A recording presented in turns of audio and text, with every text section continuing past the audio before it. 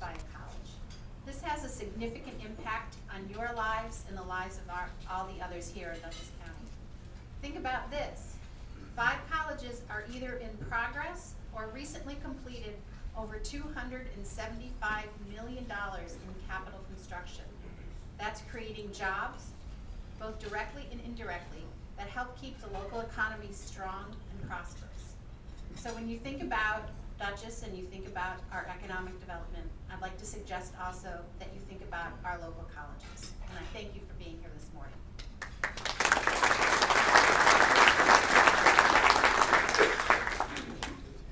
In June 2009, Nancy Zimpher became the 12th Chancellor of the State University of New York. With more than 467,000 students, SUNY is the nation's largest comprehensive system of higher education. Chancellor Zimpher began her work with a statewide tour of SUNY's 64 campuses, which became the first phase of a system-wide strategic planning process. This plan, called the Power of SUNY, was launched in April of 2010 with the central goal of harnessing SUNY's potential to drive economic revitalization and create a better future for every community across New York. Chancellor Zimpher holds a bachelor's degree in English education and speech, a master's degree in English literature, and a PhD in teacher education and higher administration from the Ohio State University. I am now very pleased to introduce Dr. Nancy Zimpher, Chancellor of the State University of New York.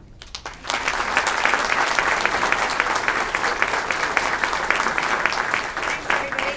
There are more microphones here than at most podiums, and so I'll work around that a little bit and hope that we keep this one right up here on top, right, Tom? Be careful with that one. I will, so exactly. I really am thrilled to be here, to be at the Dutchess County Economic Development Corporation. When Kathy extended the invitation, it seemed like the right thing to do. I had no idea the magnitude of the turnout and the attendance, and so I'm just thrilled to see all of you. I do get around. It's typically in a Chevy Tahoe, and that is exactly how I began my experience at the State University of New York. I think, as everyone could agree, they start by asking you, what are you going to start with? What are you going to do first? And as a president of a local university, you would say, well, I'm going to get around. I'm going to meet people. I had no idea how big the state of New York is and what it meant to visit 64 campuses, but in 95 days and 7,500 miles in a Chevy Tahoe, 32 miles, nautical miles, because Maritime has a training vessel, and I think 1 airline flight to Buffalo by way of Philadelphia, because you can't fly directly there.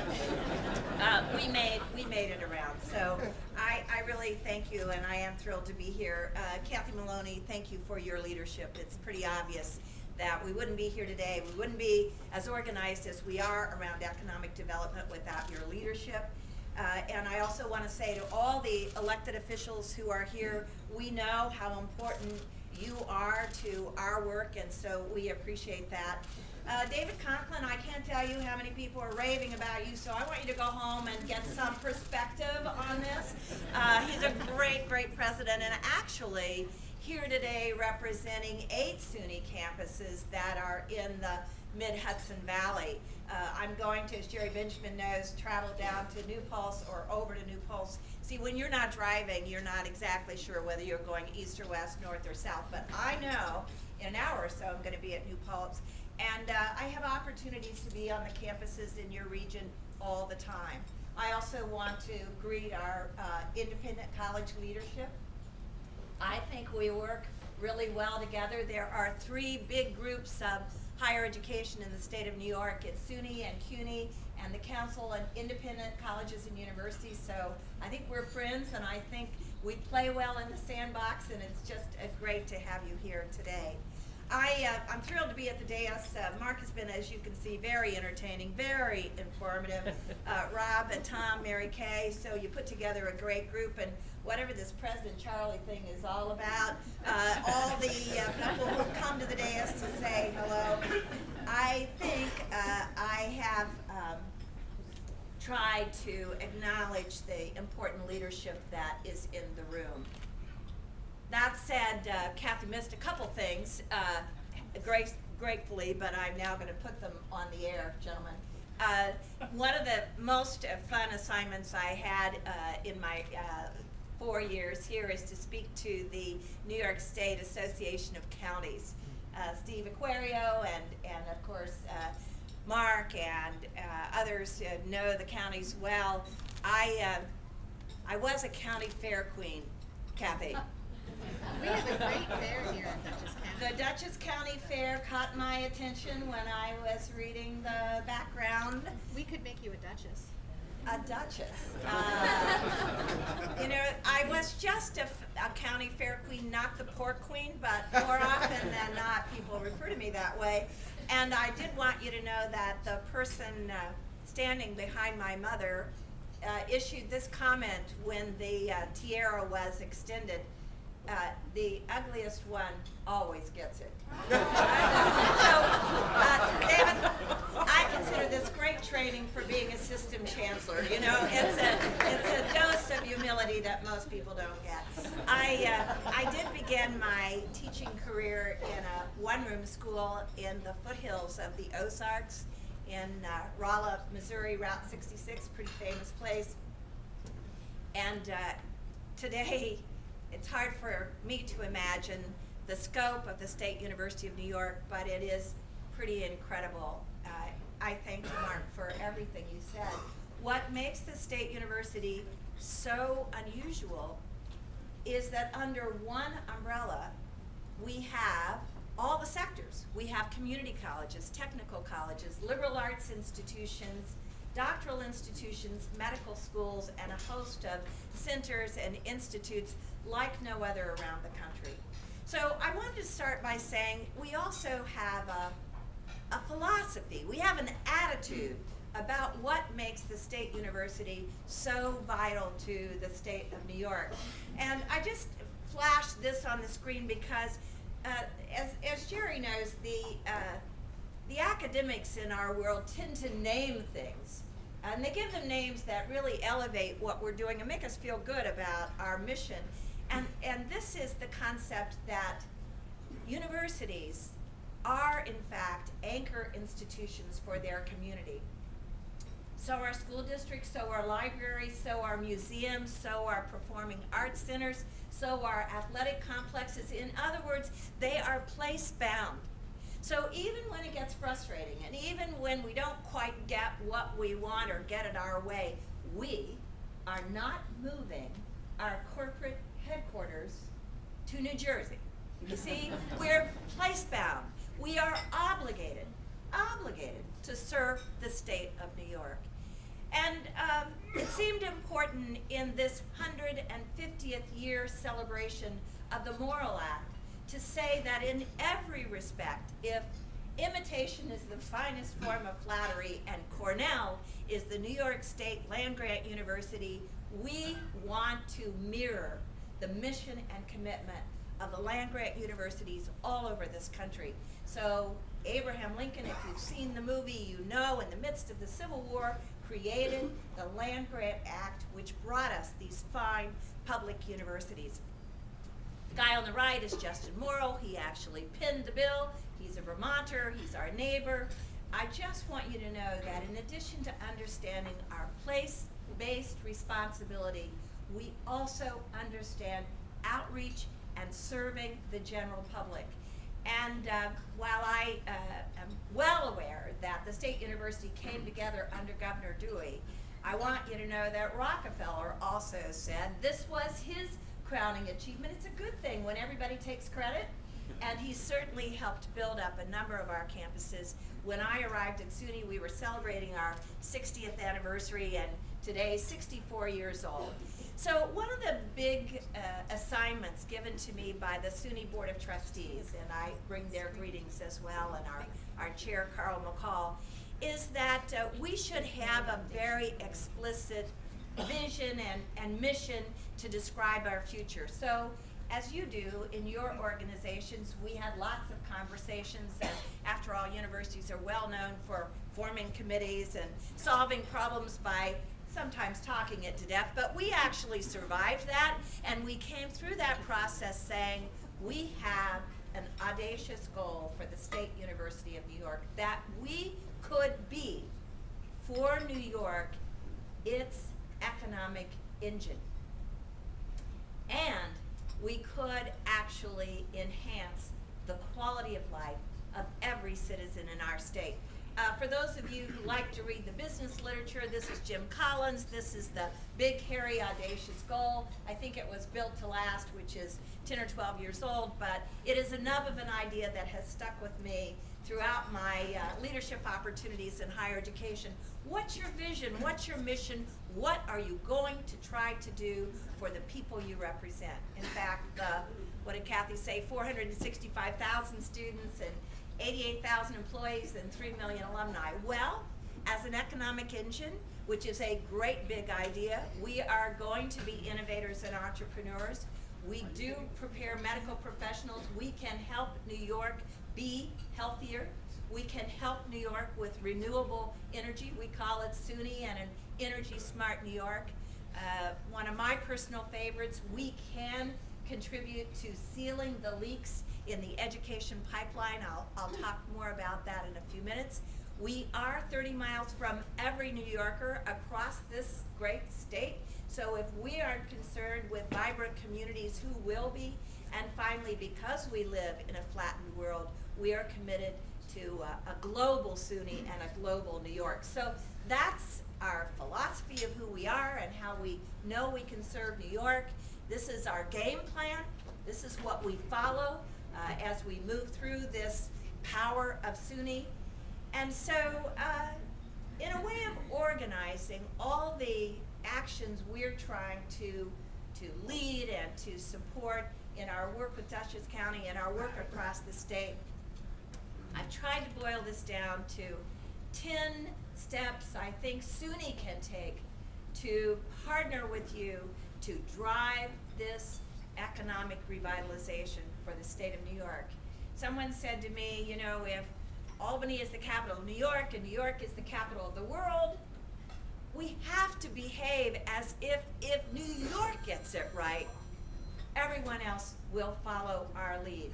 So I have to say to you, as a chancellor of a large public university system, if we don't have the partnership with the governor, we don't have a champion.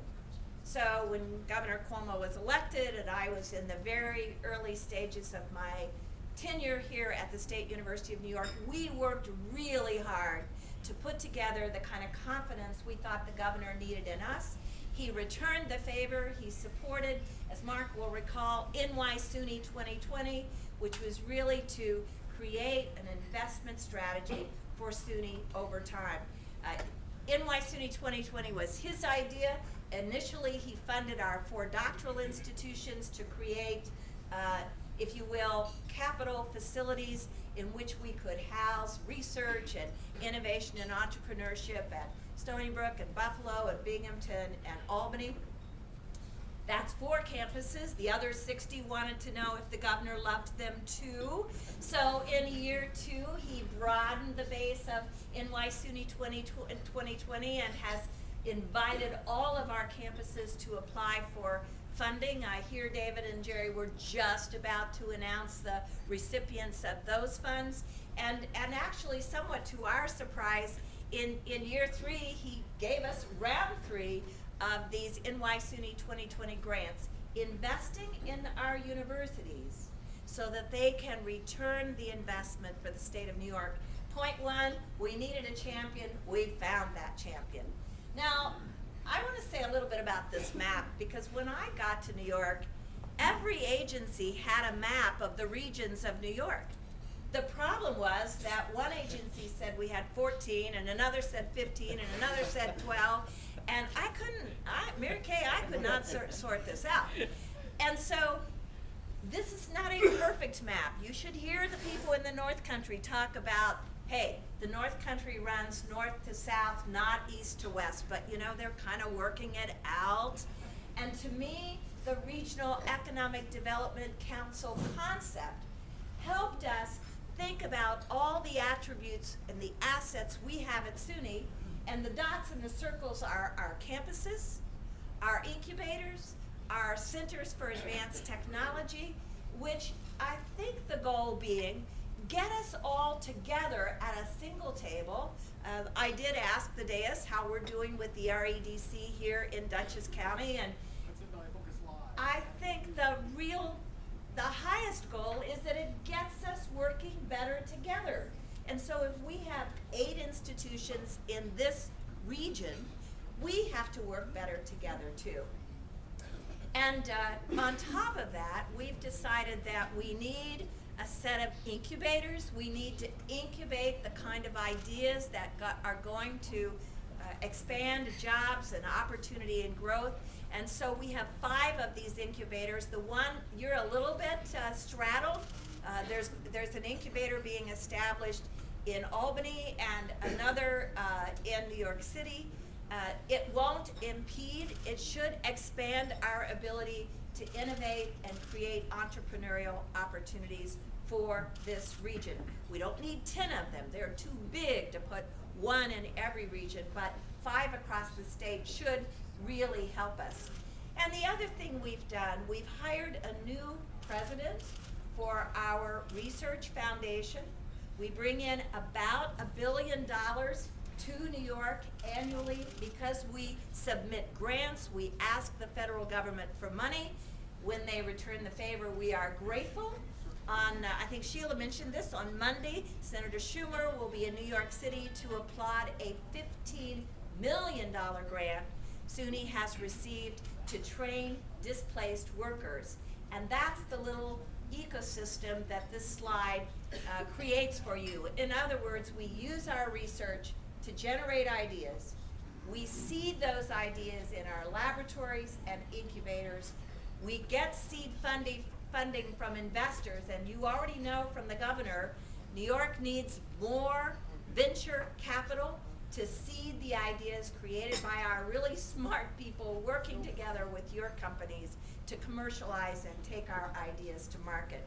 We get the most money for our research in medical research, in biomedical research. That's where the investment capital tends to be, biotechnology, nanotechnology. So I just thought this is an ecosystem that we can all participate in. And then I just pulled out this Mid-Hudson Valley region to say, here are our 8 campuses working hand in glove with you. And thanks to the leadership of David Conklin and the presidents of all of our 8 SUNY campuses in this region, we are working well with each other. That has not always been the case, but our commitment to collaboration and collective impact is absolutely immense. So we also feel that the State University of New York should be a thought leader. I don't know if that's a phrase in your vocabulary, but we need to have national meetings and national convenings, the first of which 3 years ago was in Buffalo, and it was all about, Kathy, the role of higher education in economic development. And then, I don't know how many of you stay up to hear Steve Colbert, but he invented a word last year or so called truthiness. Is anybody here young enough to know that he invented this word? We invented, thank you, Mark, a word too, and we call that word systemness. And it embodies our philosophy that the whole has to be greater than the sum of the parts. If we can get 64 campuses, 8 in this region, moving in a compatible, collective direction, imagine what we can do together. So we've had a big national convening saying to the world, SUNY is going to show every public higher education system in this country, and by the way, around the world, what it means to work collaboratively together. So you heard it here first. It is now on Wikipedia. It's called systemness. Now, another strategy that we are supporting is our work with other campuses outside the SUNY system, but within the state of New York. And I want to say to our independent colleagues, I've worked in Ohio and Wisconsin, New York. I've never been in a state where the public-private research universities have ever been able to sit down at the same table and make happy and create a future for their state. I am so proud to say, from Rochester Institute of Technology to RPI to Cornell to NYU, these research universities, the research CUNY and SUNY, have framed what they consider to be New York's indigenous capacity. It won't surprise you. Nanotechnology, biomedical life sciences research, high performance computing, and advanced energy technology. If we stick with what we do best and we figure out how to do that together, we cannot be stopped.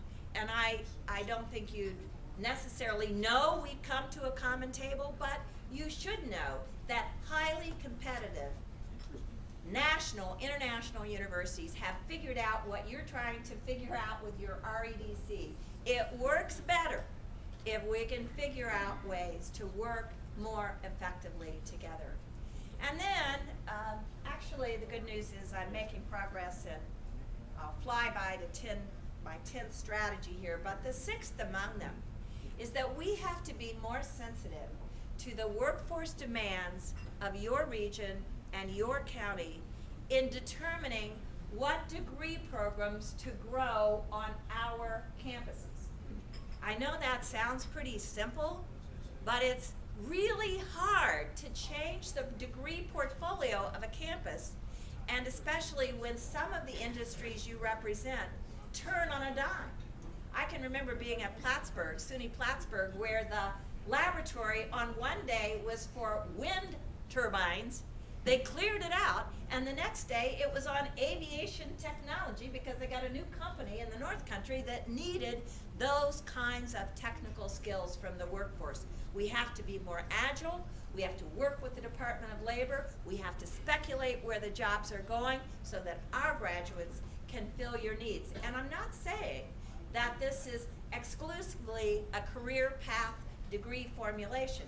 We know, I'm an English major, we need English, we need philosophy, we need public policy, but we also need clear career paths for our students and for our graduates. As a consequence, one of our big bright ideas, and this one, Mark, is where Kathy, we really need your help.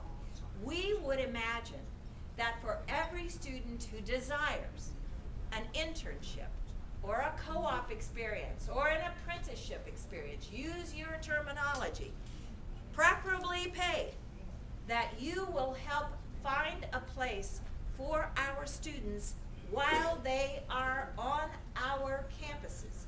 So that it might be through co-op or an internship, it might be through working with an entrepreneur, it might be through a thing we call service learning, where our students help social agencies and not-for-profit agencies. How can you help us by partnering with us to find internship positions within your companies and agencies for this result? We know that if a student is in an organized co-op experience, which is part of their higher education degree program, a degree requirement, they will graduate on time. And if you're a parent, this is still important to you. Graduate on time. Graduate with a better academic record, because when you're more organized and when somebody's supervising your work experiences and you're working in a career-oriented field, you will graduate with less debt because you're being paid in this internship.